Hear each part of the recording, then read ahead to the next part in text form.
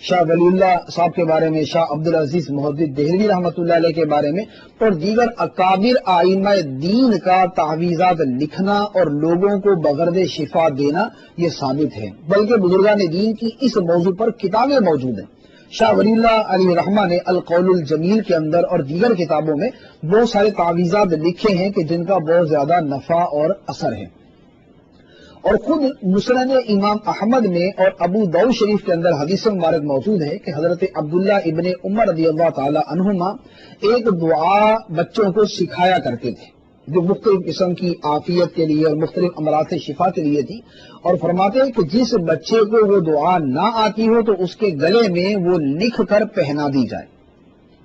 بعض حدیث کے اندر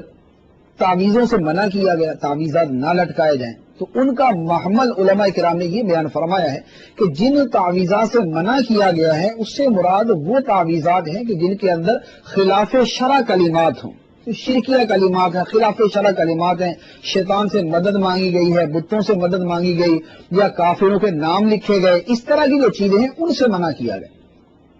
اور یا پھر ایسے الفاظ لکھے گئے کہ جن کے معنی کے بارے میں پتہ نہیں کہ ان کا معنی کیا ہے، تو ایسے تعویذات منع، اور بقیہ وہ تعویذات اور وہ دم کہ جن کے اندر اللہ اور اللہ کے پیاروں کے نام ہیں، اللہ تعالیٰ کے نام کی برکت حاصل کی جاتی ہے، اللہ کے پیاروں کے نام کی برکت حاصل کی جاتی ہے، ان کے کرنے میں، پڑھنے میں، پہننے کے اندر کوئی حرج نہیں، اور مختلف صورتیں پڑھنا، مختلف دعائیں پڑھنا اور ان کو حصول شفا کے لیے استعمال کرنا یہ قرآن و حدیث کی روح سے جائز ہے، جیسا کہ یہاں پر حدیث مبارک میں سورہ فلق اور سورہ ناس کی شان نزول کے بارے میں آیا کہ سرکار دو عالم صلی اللہ علیہ وآلہ وسلم پر یہ صورت نازل ہی اس لیے ہوئی تھی کہ سرکار صلی اللہ تعالی علیہ وسلم سے جادو کا اثر ختم ہو جائے، تو سرکار دو عالم صلی اللہ علیہ وسلم نے یہ صورتیں پڑھی تو جادو کا اثر ختم ہو گیا۔ اس سورہ مبارکہ میں اللہ تبارک و تعالی نے اپنے پیارے حبیب صلی اللہ تعالی علیہ وآلہ وسلم سے ارشاد فرمایا، قل اعوذ برب الفلق، اے محبوب تم کہو اعوذ برب الفلق، میں پناہ لیتا ہوں اس کی جو صبح کا رب ہے، صبح کو پیدا کرنے والا ہے۔ آیت مبارکہ میں صبح کے رب کا لفظ جو بیان فرمایا گیا اس میں حکمت کیا ہے؟ پہلے نمبر پر تو یہ فرمایا کہ قل اعوذ برب الفلق، میں فلق کے رب کی پناہ لیتا ہوں۔ تو فلق کے بارے میں مشہور قول یہ ہے کہ اس سے مراد ہے صبح، یعنی میں صبح کو پیدا کرنے والے کی پناہ لیتا ہوں۔ بطور خاص یہاں پر جو صبح کے بارے میں فرمایا، اللہ تبارک و تعالی تمام چیزوں کا رب ہے، انسانوں کا بھی، جانوروں کا بھی، دیگر چیزوں کا بھی، عرش و فرش کا رب اللہ تبارک و تعالی ہے، لیکن یہاں پر سورہ مبارکہ میں فرمایا گیا کہ صبح کے رب کی پناہ لیتا ہوں۔ تو یہ اللہ تعالیٰ کی ربوبیت کی نسبت جو بطور خاص صبح کی طرف کی گئی ہے، اس میں کیا حکمت ہے؟ تو اس کے بارے میں علماء کرام نے مختلف اقوال اور مختلف حکمتیں بیان فرمائیں۔ ایک حکمت یہ بیان کی کہ صبح یہ رات گزرنے کے بعد آتی ہے، اور جب رات آتی ہے تو تمام جگہوں پر اندھیرا چھا جاتا ہے، ہر طرف تاریکی آ جاتی ہے، کائنات اندھیرے میں ڈوب جاتی ہے، اور ہر طرف ایک تاریکی کا ماحول پیدا ہو جاتا ہے۔ اور اللہ تبارک و تعالی جب صبح پیدا فرماتا ہے تو یہ ایک عالمگیر تاریکی جو پھیلی ہوتی ہے، ہر طرف جو اندھیرا وسیع و عریض پھیلا ہوتا ہے، اللہ تبارک و تعالی صبح کے ذریعے اس کو ختم کر دیتا ہے۔ تو یہ اللہ تعالیٰ کی عظیم قدرت ہے کہ اتنی بڑی کائنات کے اوپر پھیلی ہوئی رات کو اللہ تعالیٰ اپنی قدرت سے صبح کے اندر تبدیل فرما دیتا ہے۔ تو اب اللہ تعالیٰ سے دعا مانگنے کے اندر اور صبح کا رب کہنے کے اندر حکمت یہ ہے کہ اے وہ ذات، اے وہ خدا، اے وہ معبود، اے وہ رب کہ جو صبح کو پیدا کرنے والا ہے اور اتنی بڑی تاریکی کو ختم کرنے والا ہے، ہم تیری بارگاہ میں عرض کرتے ہیں کہ ہم سے غموں کی تاریکیاں دور کر دے، ہم سے غموں کے اندھیرے دور کر دے، ہم سے غموں کی تکلیفیں دور کر دے۔ تو وہ اس بات پہ قادر ہے کہ کائنات سے اندھیرا اور تاریکی ختم کر دے اور صبح پیدا کر دے، تو ہمیں نجات اور ہمیں خوشیوں کی صبح عطا فرما، ہمیں غموں کی تاریکی سے نجات عطا فرما اور ہمیں خوشیوں کی صبح عطا فرما۔ دوسری حکمت اس لفظ صبح کے اندر علماء نے بیان فرمائی کہ صبح یہ آدمی کے لیے ایسی ہے کہ جیسے ایک بشارت ہوتی ہے، کیونکہ جب رات آتی ہے تو ایک فطری طور پر ایک آدمی کے اندر تھوڑا سا ڈر، ایک تھوڑا سا خوف اور ایک اس طرح کی کیفیت پیدا ہو جاتی، اور آدمی نفسیاتی طور پر اپنے آپ کو ایک گھٹن کے اندر محسوس کرتا ہے، اور جیسے جیسے صبح نکلتی ہے آدمی کی طبیعت کے اندر تازگی، فرحت، خوشی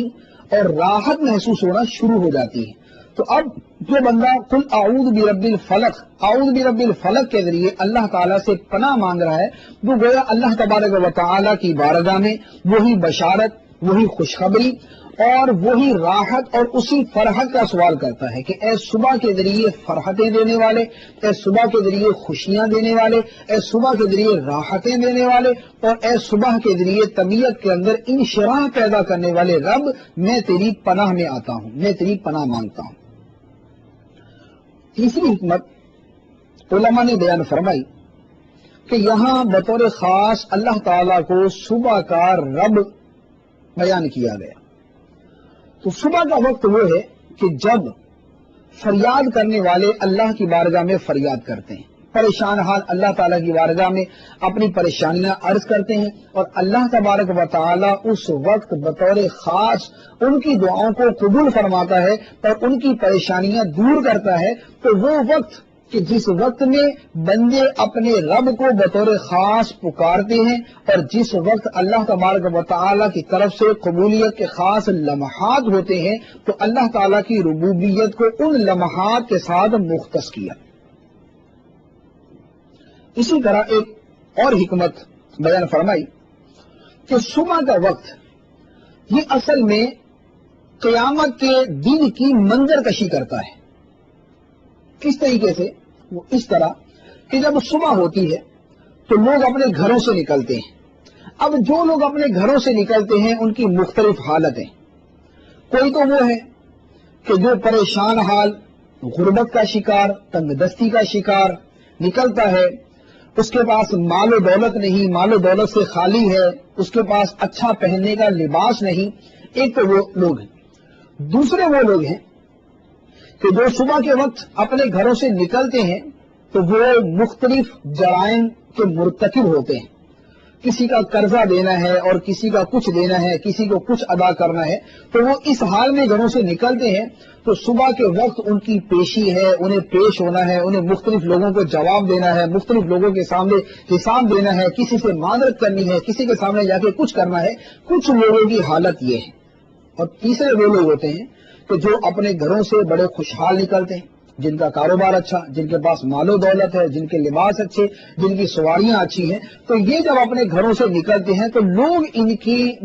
کی راہوں میں آنکھیں بچھاتے ہیں۔ جیسے کوئی آدمی، بڑا آدمی اپنے گھر سے نکلتا ہے، اپنے دفتر یا اپنی مل، فیکٹری، کارخانے کے اندر جاتا ہے، تو اس کے ملازمین اس کو اٹھ کے سلام کہتے ہیں، اس کو جھک کے سلام کہتے ہیں، اس کے سامنے جو ہے وہ آداب خدمت بجا لاتے ہیں، اس کا حال چال پوچھتے ہیں، اس کے سامنے خوشی کا اظہار کرتے ہیں، اور وہ آدمی اپنے کر و فر کے ساتھ بڑی عزت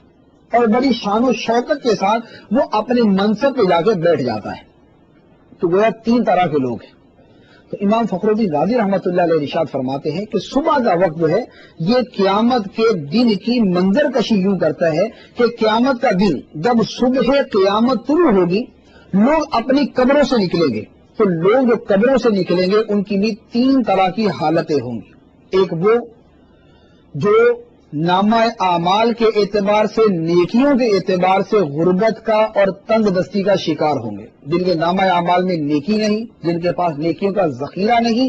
یہ جن کے پاس لباس تقوی نہیں، تو گویا ان کے تقوی کا لباس پھٹا پرانا، ان کے پاس قیامت کے دن کے لیے کوئی ذخیرہ نہیں، کوئی خزانہ نہیں۔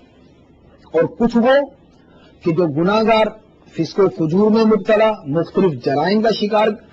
مختلف جرائم کا ارتکاب کرنے والے، یہ لوگ جب قیامت کے دن اللہ تبارک و تعالیٰ کی بارگاہ میں پیش ہوں گے تو چونکہ یہ مجرمین ہوں گے تو ان کو اب اللہ تبارک و تعالیٰ کی بارگاہ میں حاضر ہو کر پیشی دینی ہے، ان کو حساب دینا ہے، ان کو اللہ تعالیٰ کی بارگاہ میں جواب دینا ہے، ان سے پوچھ گچھ ہوگی، ان سے پرسش کی جائے گی، اور ان سے ان کے ایک ایک عمل کے بارے میں سوال کیا جائے گا، اور انہیں ہر سوال کے جواب میں شرمندگی کا سامنا کرنا پڑے گا۔ اور قیامت کے دن جو تیسری قسم کے لوگ قبروں سے نکلیں گے وہ اس طرح کے لوگ ہیں کہ جیسے دنیا میں اپنے گھروں سے نکلنے والے خوشحال لوگ، کہ خوشحال آدمی گھر سے نکلتا ہے